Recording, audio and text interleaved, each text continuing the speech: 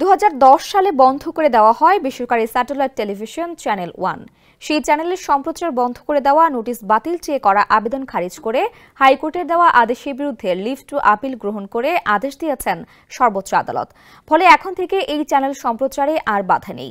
সোমবার সকালে আপিল বিভাগের জ্যেষ্ঠ বিচারপতি আশফাকুল ইসলামের নেতৃত্বাধীন 4 বিচারপতির আপিল বেঞ্চ হাইকোর্টের রায়ের কার্যকারিতা স্থগিত করে দেন।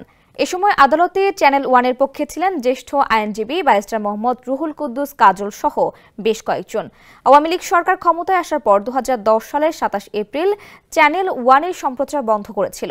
Bangladesh telecommunication regulatory commission channel ওয়ানের ফ্রিকোয়েন্সি বরাদ্দ বন্ধ করার পর টিভি চ্যানেলটির কর্তৃপক্ষ এ বিষয়ে হাইকোর্টে আবেদন করে।